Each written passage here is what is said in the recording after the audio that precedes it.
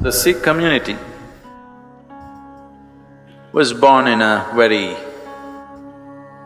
certain type of historical situation. When Guru Nanak came, he did not start any particular religion. He was just a guru who gathered a large group of people around him. He did not ascribe to any particular religious tenet. He generally thought his teaching is universal. He initiated people into certain types of meditation and devotional practices. Then, after him, another 5 gurus came. The 6th one was compelled to make it into a more integrated group because this particular part of the nation, the Punjab, one half of Punjab is now in Pakistan, one half is here. So Punjab is geographically positioned in such a place that every external invader who came into the subcontinent naturally first hit Punjab. So they forcefully tried to convert people there, and these people stood up and fought. The Khalsa was formed by Guru Gobind Singh. Guru Gobind Singh saw there is no other way, that leaving these people unorganized is not going to make things happen, so he established like a proper religion, simple principles by which they will live and fight. He asked every man, every Sikh man should be a soldier in his own right. Even today, Indian army is full of Sikh soldiers because that martial attitude is so deeply rooted in them.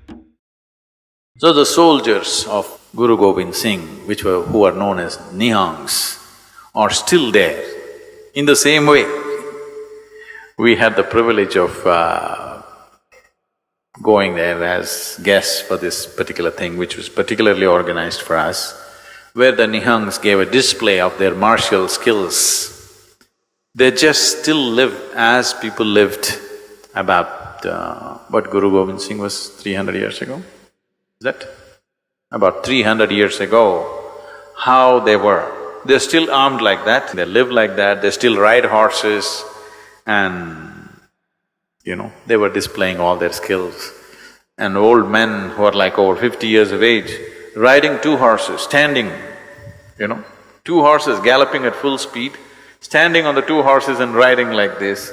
People fall off and they're such wild creatures, displaying their skills with sword and bows and arrows.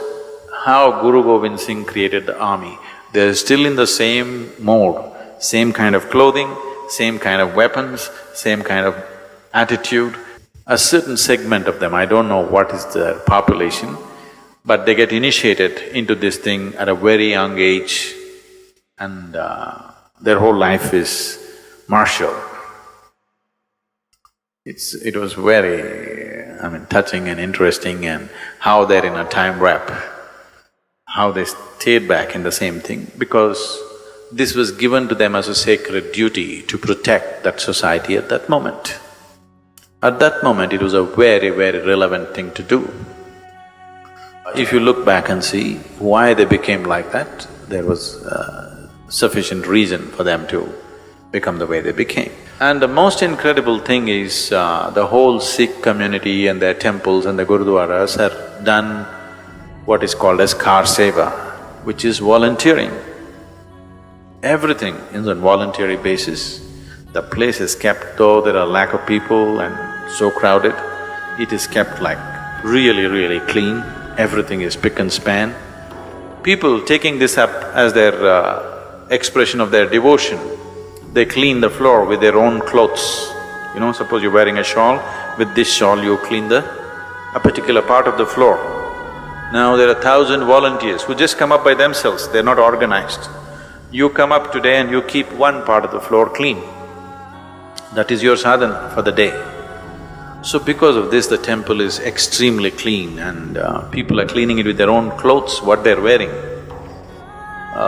Extreme sense of devotion and dedication, which is really touching, extremely, so touching and beautiful to see so many people in that level of devotion and dedication, which is really beautiful.